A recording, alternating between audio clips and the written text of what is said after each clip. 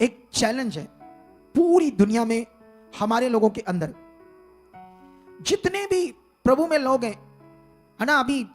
अभी मैं सुन रहा था कि आजकल या पिछले समय में भी इज़राइल जो है ना देश, वहां एक शॉल मिलता है कंधों पर डालने वाला, वहां की मिट्टी लेकर आते हैं लोग चर्च की, उस देश की, और जर्दन नदी का पानी, और अनॉइंटिंग ऑयल, कपड़ा, भोजन भी आ गया, नमक भी आ गया, एप्पल भी आ गया, कुर्सियां भी आ गया, टेबल भी आ गए, कपड़े भी, वो पता नहीं क्या क्या आ गया और क्या क्या आने वाला है अभी और। लेकिन ये जितनी चीजें आई है और जितनी चीजें लोग इन्हें यूज कर रहे हैं, लेकिन अगर उनका भला नहीं हुआ तो मैं इस मिनिस्ट्री का, जो खुदा ने मुझे ठहराया है इस मिनिस्ट्री पर दास, मैं उन्हें इनविटेशन देता अपनी मिनिस्ट्री में, अगर पूरी दुनिया में ये चीजें यूज करने के बाद हीलिंग, छुटकारा नहीं आया, आओ हमारी चर्च में, मैं पवित्र आत्मा की सामर्थ के द्वारा ले हैंड करूंगा, हाथ रखूंगा और उनकी जिंदगी बदलेगी और हम उन पर वर्क भी करेंगे और 100% उनकी गवाही बनाएंगे। ये जो मैंने अभी बताया है, इसको जितने भी यूट्यूब चैनल हमारे फॉलोअर्स हैं उसको काटो और डालो और आग की तरह फैला दो इसको पूरी दुनिया में, ताकि लोग सुने और आए और उनको 100% छुटकारा मिलेगा यीशु। हालेलुया। कितने लोगों को बात समझ आ रही है? अब सवाल है यहां पर प्रेरित पौल ने क्या कहा?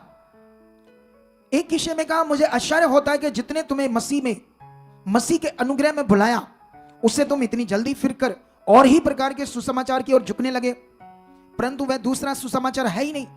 पर यह बात है कि कितने ऐसे हैं जो तुम्हें घबरा देते हैं और मसीह के सुसमाचार को बगाड़ना चाहते हैं। परंतु यदि हम या स्वर्ग से कोई स्वर्गदूत भी उस सुसमाचार को छोड़ जो हमने तुम्हें सुनाया है, कोई और सुसमाचार तुम्हें सुनाए, तो वह श्रापित हो। हालेलुया। सुसमाचार का मतलब क्या है? वो एक गुड न्यूज है जिसमें तुम्हारे प्राणों का उद्धार होगा और तुम्हारी जिंदगी की सारी प्रॉब्लम का सॉल्यूशन होगा। ये सुसमाचार, तुम्हारी बीमारियां, तुम्हारे रोग, तुम्हारे हालात, तुम्हारे एबनॉर्मल बच्चे, तुम्हारी कैंसर, तुम्हारी HIV, तुम्हारे घर की क्लेश, तुम्हारे बिगड़े हुए हालात, तुम्हारी बिगड़े हुए कारोबार, हर तरह की प्रॉब्लम्स, छुटकारा किसमें? सुसमाचार में। लेकिन सुसमाचार क्या है? ये पक्का कर लो मन।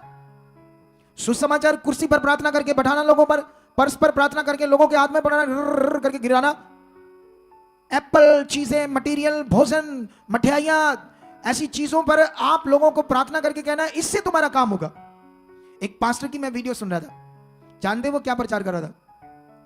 कहता, कई लोग कहते हैं तेल के द्वारा कैसे चंगाई हो जाएगी, पानी के द्वारा कैसे चंगाई हो जाएगी, कपड़े के द्वारा कैसे चंगाई हो जाएगी। अतः मैं उन लोगों को कहता हूं जो ऐसा बोलते हैं वो परमेश्वर का विरोध करते हैं। ले ले देख लो शिक्षा, ये विरोध है, ये परमेश्वर का विरोध है। अरे कहां से बुद्धि इनके पास? कैसी बात है कलीसिया को सिखाते?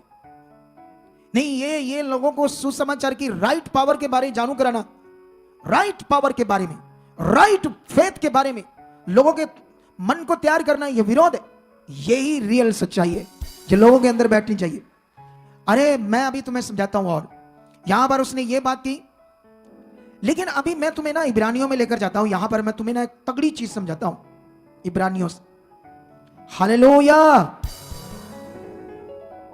ये देखो क्या लिखा। ये इब्रानियों जो 11 अध्याय, ये नबियों के बारे में और बिलीवर्स के बारे में लिखा है। इसकी शुरुआत देखना कैसे लिखा हुआ है। ये वचन 11 अध्याय ऐसे लिखा है, इब्रानियों 11 अध्याय 1 से पढ़ते हैं।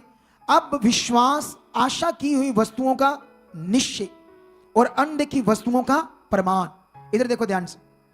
अब यहां पर क्लैरिटी मिल रही है कि हमारा जो विश्वास है वो आशा की हुई वस्तुओं के लिए है।